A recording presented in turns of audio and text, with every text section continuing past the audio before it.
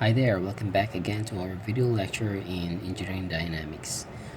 Now, this video will be discussing the kinematics of a point mass. Okay, so when we say kinematics, um, we mean that we're just going to study the um, geometry of motion without considering the effect of force. Okay, so let's write it out. Consider only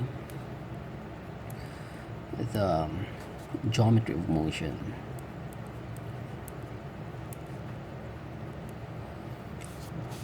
without considering the forces. Okay, so if you recall in our previous videos that in order for the motion to occur, then it must have some force acting upon that object. For example, we have this core, or let's say this object. Okay, so in order for this to move, of course, you have to apply some force here. Of course, this one is just a toy car, but in reality, then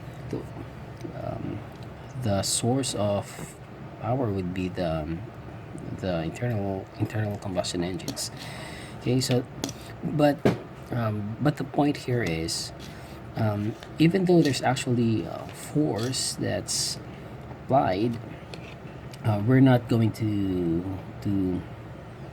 to consider that in our kinematic analysis.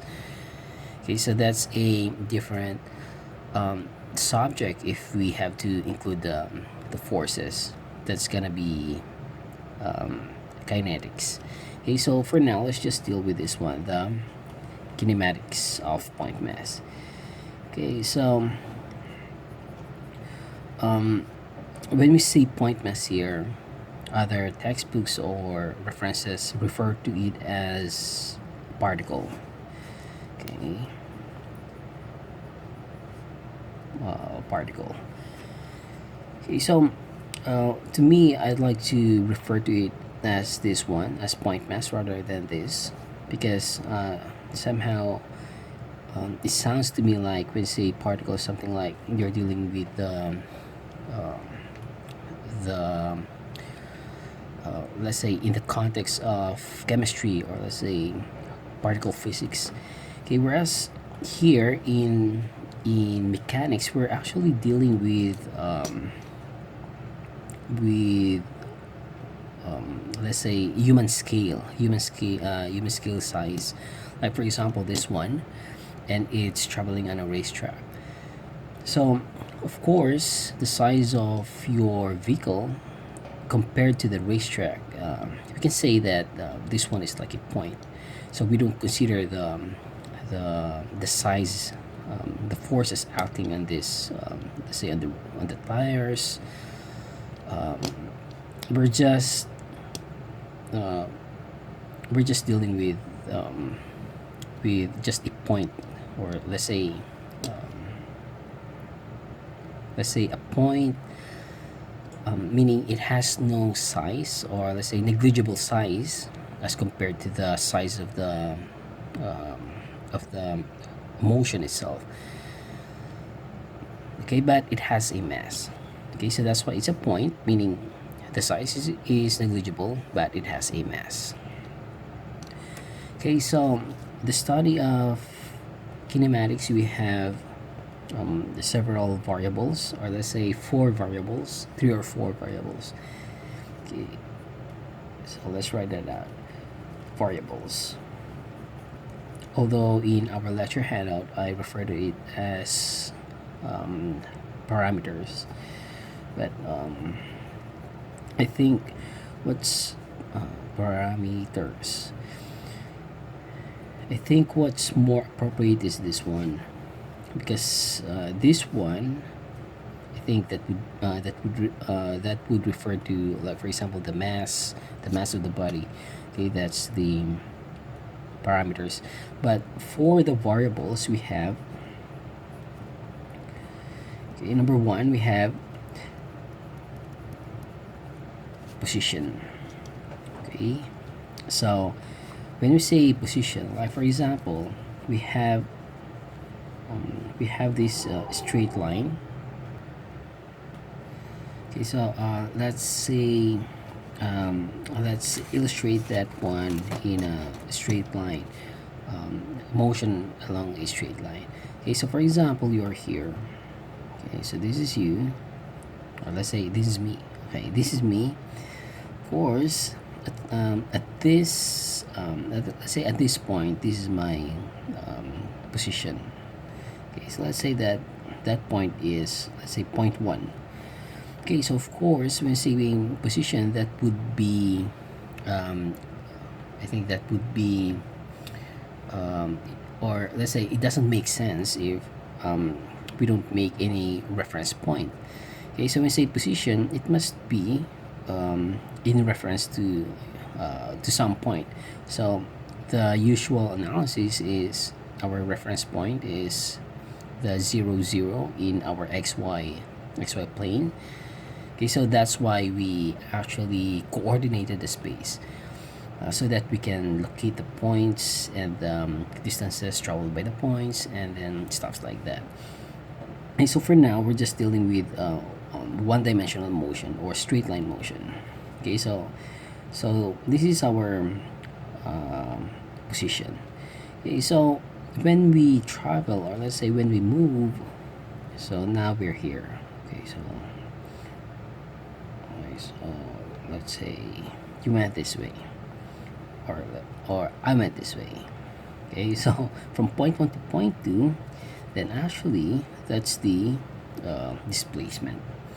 Okay, so sometimes I just write delta S or S. Okay, so what's important here is that displacement is simply a change in the position. Okay, so let's write this displacement. Okay, so the rate of change of displacement, of course, because you started from this point. So when you walk, so how fast is that displacement is changing? So that's what we call velocity. Okay, so velocity is the rate of change of displacement. Okay, what else? Now it's another story if let's say let's say you speed up from, let's say, from this point up to, let's say, point 3, for example. So you speed up. Okay, so something like a cartoon illustration. Okay, so you speed up from point 1 to point 2. So how fast are you changing? Or let's say how fast do you speed up, or something like the rate of change of your velocity is what we call acceleration. Okay, and then the last one is the time. Okay, so again, this is your displacement. It's basically a change in your position. Okay, so once your position changes, then we say that you have made some displacements. Okay, and then the rate of change of displacement is your velocity. Okay, and then the rate of change of velocity is actually your acceleration. So let's say you speed up or you speed down, then that's acceleration. So that's it. And the last one is just simply the time. Okay, so for the units, and we have the SI and then the IP systems, or the inch-mount systems. Okay, so here we have meters. So for the IP, that's just feet. And then velocity is just simply the rate of change of position. a rate of change with respect to time. So time rate of change, that's meter per second. So this one is feet per second. Okay, and then this one, the acceleration, is the rate of change of your velocity. So meter per second divided by second, so that's second squared. This one is feet per second squared. For the time, is just s. Okay, so these are our variables. So in the next section, we'll be discussing the general equations for the kinematics, and then we'll also discuss the derivations um, of some equations. Okay, so let's move on to our general equations.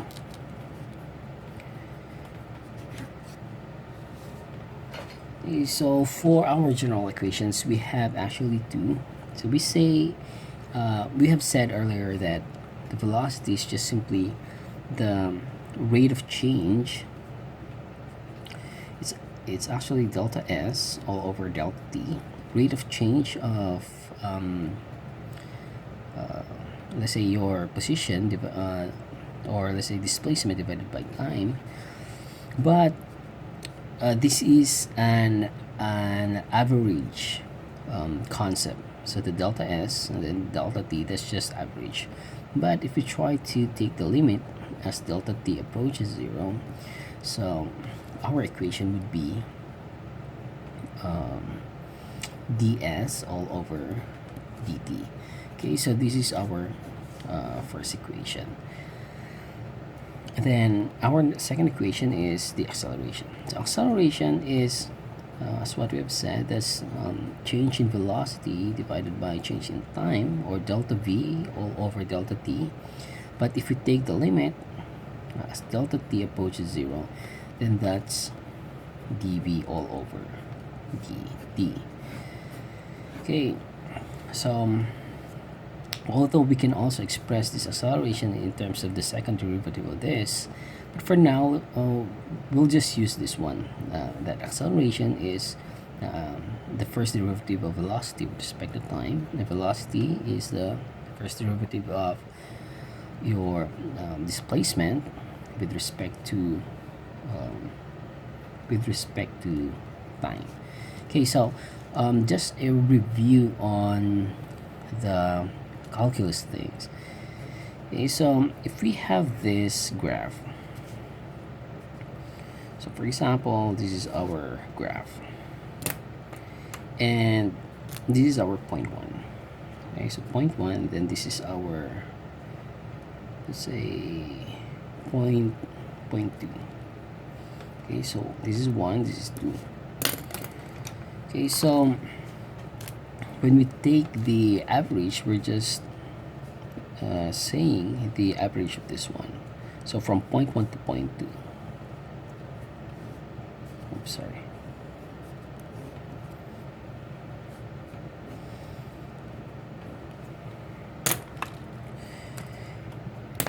Okay, and then we'll write, this is your, let's say, this is your time. So t, so this is your delta t. So what happens if your delta t approaches 0? Okay, so meaning that this point gets closer and closer to point 1, right? So something like this. So what happens if this point gets closer and closer to point 1? Then what will happen is something like this. Okay, so this line will become a tangent line. Okay, so you're actually dealing with the let's say the slope of this tangent line here. So when I say tangent line, it's just one point. So that's how it becomes this derivative thing. over here. Okay, so if we'll just take the delta S all over delta T, then meaning we're just taking the average. Of course, if your graph is, let's say, a straight line, then okay, so let's draw it that way. So if your graph is a straight line, then of course it's just the same that your delta S. The slope, the delta S over delta T, will just be the same as this one, ds over dt, right? So that's it. So that's the slope. So when I say derivative, that's just actually the slope. Okay, so we'll now try to derive another equation based on these two. Okay, so we'll try to express this velocity in terms of time. Okay, so dt. Okay, so this one and this. So dt is equal to ds all over v. Okay, so what we did is we just put this dt on one side and the rest on the other side. Okay, so that's our first equation, and from this we'll also try to put the dt on one side and then the rest on the other side. Okay, so we have this dt over here. So basically we can try to equate this one. So let's say dt is equal to dt. So we'll write this dt is equal to ds all over v, and then this, oops, sorry. Okay, and then this dt is equal to dv all over a. Okay, so we can write this expression as a is equal to v dv all over ds.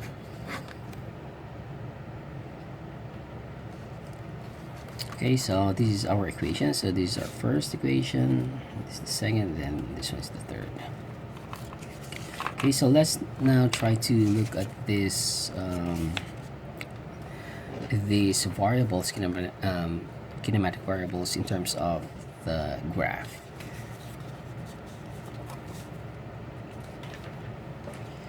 Okay, so for example, we have this graph, a plot of position over time. So let's say this is our graph for the position. Okay, and we'd like to take, we said that the velocity is simply the slope of the curve in terms of the derivative. Okay, so if we try to take the slope of the line, or the slope of the tangent line, or the line tangent to the curve.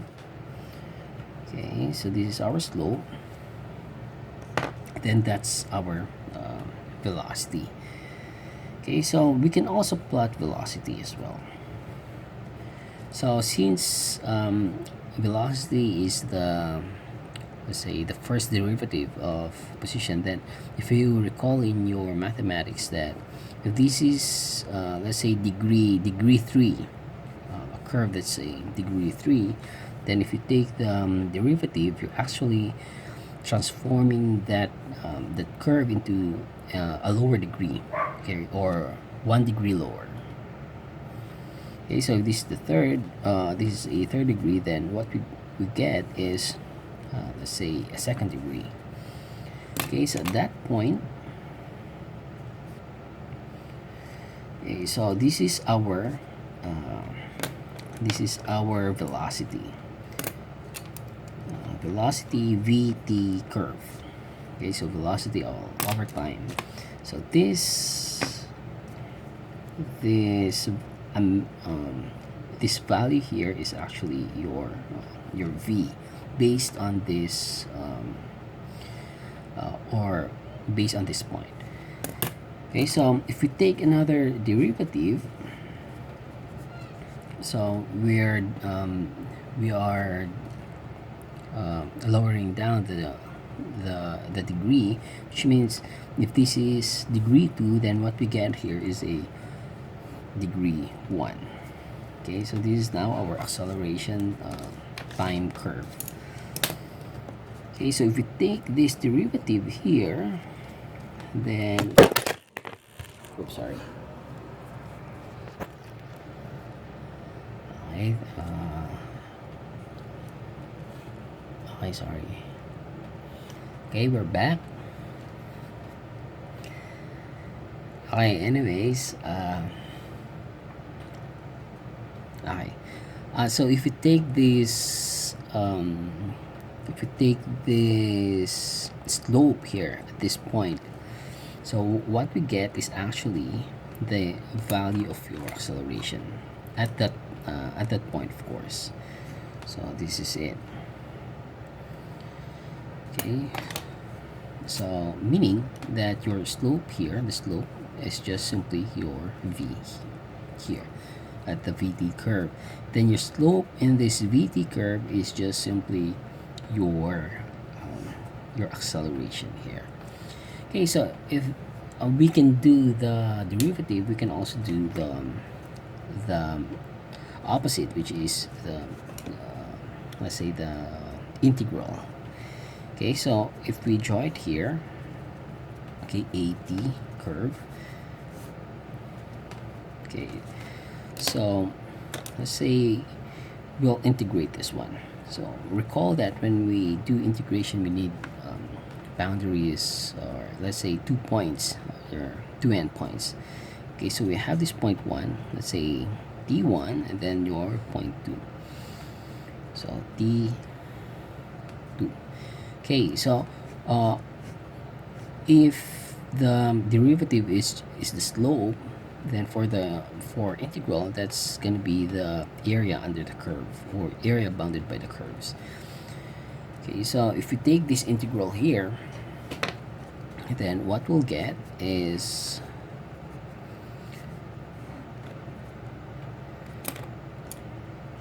so we'll write the 2 points evaluated at the 2 points. So what we get here, this area is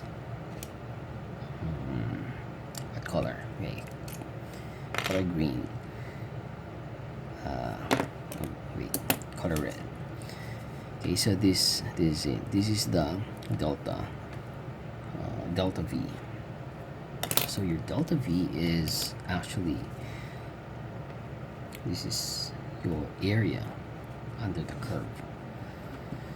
Okay, so if we write the equation, that's just a delta t. Later we'll try, or I'll try to explain this one in detail, but for now we'll just appreciate the graphs for the moment. Okay, so if we take again the area under the curve, so this one,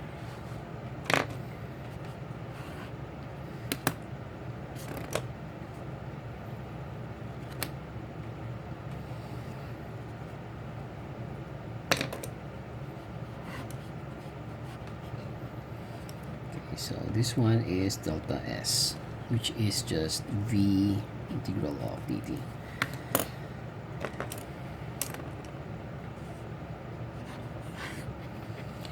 Okay, so that's the relationship.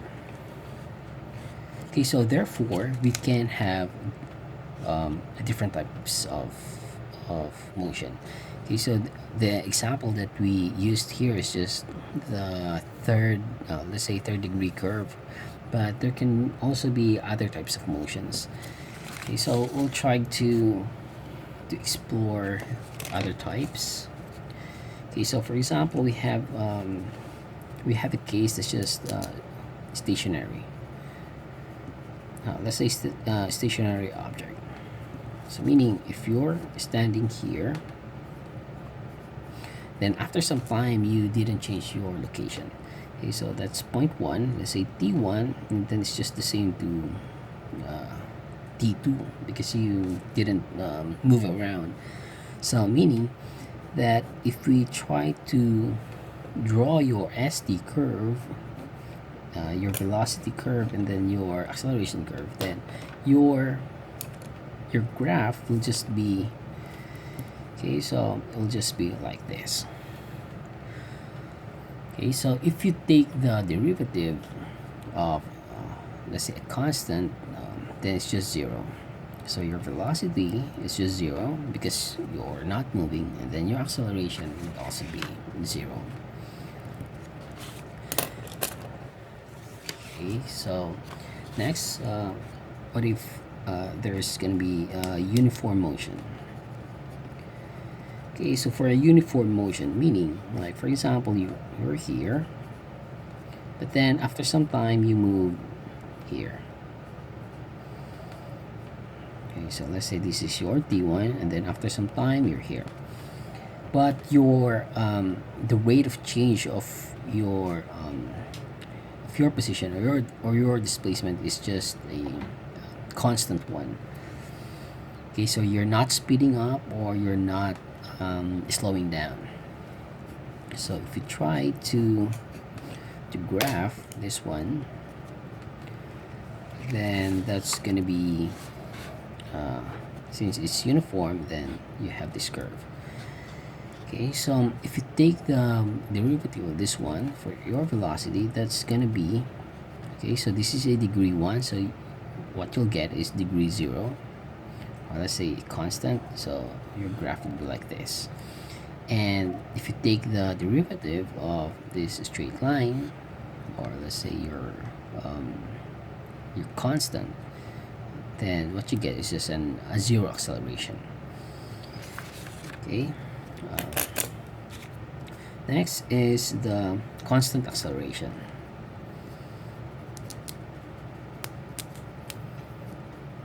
Okay, so let's say you're here, you're actually walking, then you're speeding up. Okay, so this is you. Okay, you're speeding up. So this is T1, this is T2. Of course, V1 is would be different from V2 because you're speeding up. Here, V1 is just equal to V. Okay, so if that's the case, then your SD curve will be, let's say, you have a degree 2. Okay, so if you take this derivative, then what you get is you have constant acceleration. So if that's a constant acceleration, then actually you can say we can start from this AT curve. Okay, so we have constant acceleration. Then we try to integrate this one. So this is constant. Then what you get is a degree 1. Then if you integrate this, we get degree 2.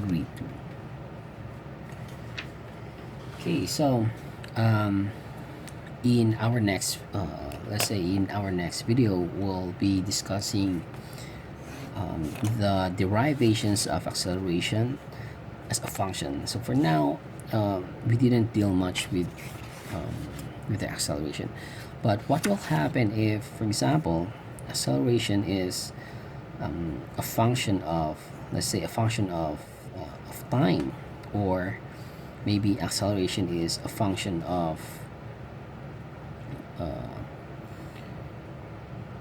it's a function of let's say position, or acceleration as a function of velocity.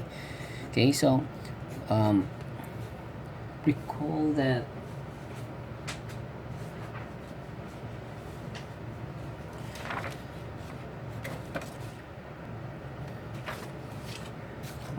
here in our general equations we have let's say velocity. This one is ds all over dt. So don't forget that this one could be, let's say,